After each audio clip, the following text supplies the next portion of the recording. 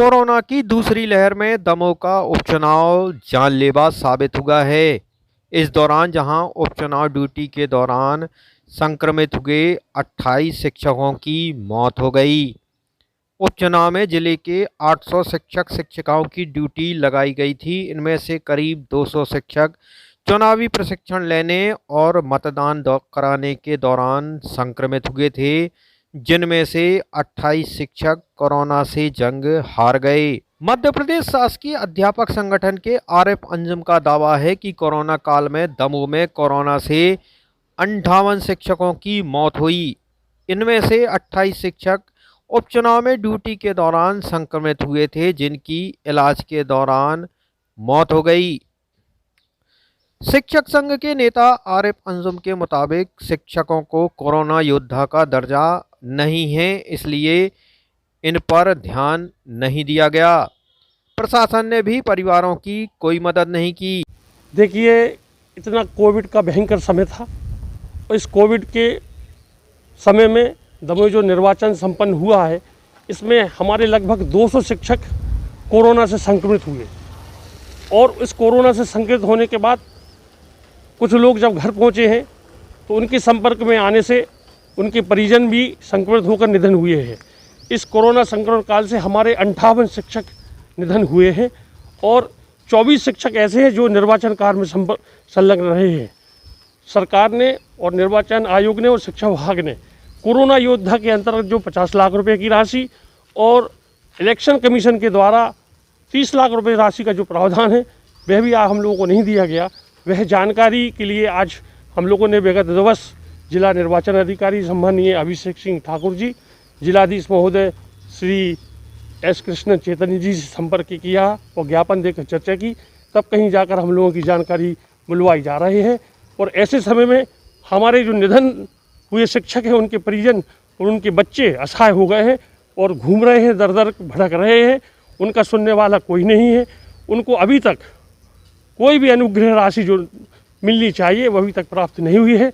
हम आपके माध्यम से शासन प्रशासन से यही मांग करते हैं कि दिवंगत शिक्षकों के आश्रितों को जो नियमानुसार राशि है वो अविलंब प्रदान की जाए।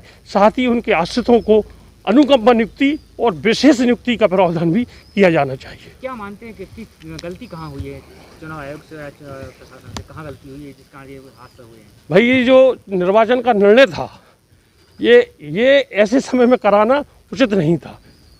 इतना भयंकर कोविड के कारण जब देश की गति रुक सकती है तो निर्वाचन के कार्य को भी आगे बढ़ाया जा सकता था। इसमें न केवल हमारे कर्मचारी शिक्षक साथी बल्कि राजनीतिक दल के लोग भी संक्रमित होकर कई लोगों का निधन हुआ है और आम जनमानस पर इसका विपरीत प्रभाव हुआ है। और दमोह जिले में आपके माध्यम से जो दिन पे दिन कोरोना से संक्रमित होकर लोगों के भयावह की स्थिति दमोह जिले में रही है, इसका मुख्य कारण केवल और केवल दमोह विधानसभा का उपचुनाव रहा है। उपचुनाव के दौरान मृत 28 शिक्षकों की लिस्ट प्रशासन को कुछ दिन पहले सौंपी गई, लेकिन उस पर अभी तक कोई कार्रवाई नहीं की गई है, जिसके बाद शिक्षकों को न्याय दिलाने आगे आए अध्यापक संघ के पदाधिकारियों के द्वारा कलेक्टर कार्यालय पहुंचकर अपनी मांगों को लेकर ज्ञापन भी सौंपा था, जिसमें संगठन के द्वारा मृत हुए शिक्षकों के परिजनों को अनुकंपा नियुक्ति एवं शासन के द्वारा राशि देने की बात को लेकर संगठन के द्वारा कलेक्टर कार्यालय पहुंचकर एक ज्ञापन सौंपा गया। लेकिन लगातार उनके द्वारा शिक्षकों की मांग उठाने के बाद भी अभी तक सरकार द्वारा कोई भी ठोस कदम नहीं उठाया गया, जिसके चलते परिवारों को दर दर भटकना पड़ रहा है। जिला शिक्षा अधिकारी HA नेमा के द्वारा बताया गया कि शिक्षकों को रूटीन के दौरान जो सभी लाभ मिलना चाहिए वह शासन के द्वारा उन्हें प्रदान किए जा रहे हैं और जिन शिक्षकों की मौत हुई है उनको राहत राशि भी सरकार के द्वारा दी जा रही है। सरकार के द्वारा, जैसा कि आप लोग अखबारों में पढ़ भी रहे होंगे और टीवी पे सुन भी रहे होंगे, सरकार के द्वारा कोविड से जो मृत्यु हुई हैं उनके लिए बहुत सारी योजनाएं और उनके लिए अनुग्रह राशियों की घोषणा की गई हैं। शासकीय कर्मचारियों को उनके जो रूटीन जो क्लेम्स हैं मृत्यु उपरांत वो दिए जा रहे हैं।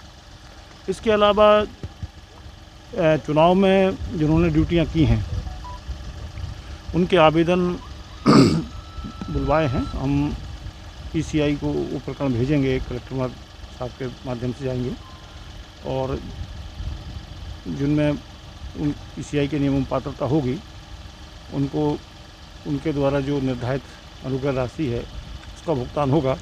और चूँकि शेष प्रकरणों में भी अनुग्रह राशि दिए जाने के जो नियम होंगे उसके अनुसार अनुग्रह राशि शासन प्रदान करेगा।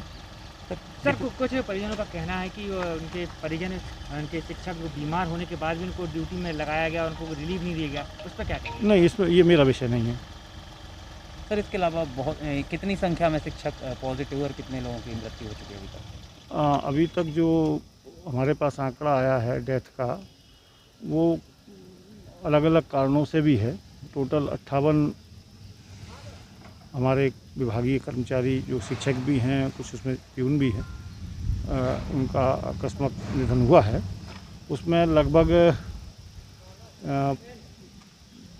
15 जो कर्मचारी हैं वो अन्य कारणों से उनका निधन हुआ है। शेष को अभी कोरोना से संभावित बताया गया है और उनकी हमने RT-PCR रिपोर्ट बुलवाई है। वो जब जिनकी हमारे पास रिपोर्ट आ रही है उनको हम कोरोना पॉजिटिव मान रहे हैं। अभी जिनके बारे में अभी कोई डॉक्यूमेंटेशन नहीं आया है वो अभी संभावित में है, तो बहुत स्पष्ट अभी हम नहीं आपको आंकड़ा दे पा रहे हैं कि इतने ही कोरोना पॉजिटिव हुए हैं, जो कोरोना से एक्सपायर हुए हैं। सर उसके अलावा आप कौन आपके यहाँ सर्विस करते थे और कैसे? पापा जी थे, बता दीजिए। श्री हरिराम प्रजापति, जो बटियागढ़ के बवनपुरा में पदस्थ थे। और चुनाव के कारण जी प्रेसिडेंट में 3 प्रेसिडेंट लिए उनने, माने 26 मार्च, उसके बाद एक और तारीख याद नहीं हमें, लेकिन लास्ट प्रेसिडेंट उनका 7 तारीख को था। उसके बाद से ही वो बीमार हुआ 8 तारीख से। फिर क्या हुआ?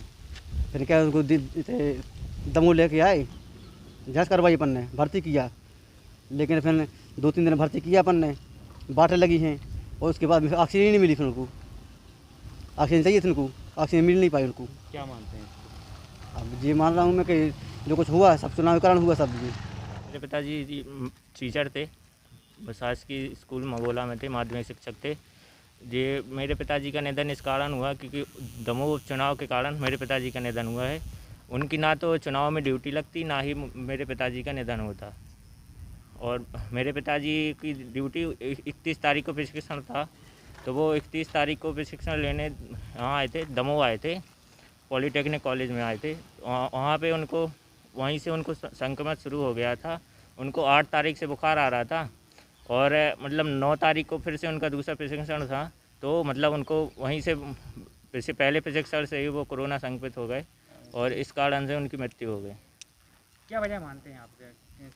क्या सुरक्षा देना चाहिए थी या क्या होना चाहिए था? मैं यह मानता हूँ कि दमोह उपचुनाव मतलब ऐसे कोरोना काल में, संकट काल में दमोह उपचुनाव होना ही नहीं चाहिए था। खुशखबरी अब आपके शहर दमोह में आर्थोपेडिक सर्जन, हड्डी जोड़ एवं स्पाइन रोग विशेषज्ञ doctor Ravindra Chaurasia MBBS DNB assistant professor, Bundelkhand medical college Sagar Madhya Pradesh. उपचार सुविधाएं, सभी प्रकार के ऑपरेशन, हड्डी एवं जोड़ के फ्रैक्चर आधुनिक पद्धति से उपचार, गठियावात, आर्थराइटिस, साइटिका एवं रीढ़ की हड्डी का उपचार, घुटना, कमर दर्द, हाथ पैर जकड़न एवं जन्मजात पैरों के टेढ़ेपन के उपचार के लिए हर रविवार को सुबह 10 बजे से शाम 6 बजे तक जानकी मेडिकल, यूनियन बैंक के बाजू में, राय चौराहा, दमोह में उपलब्ध रहेंगे।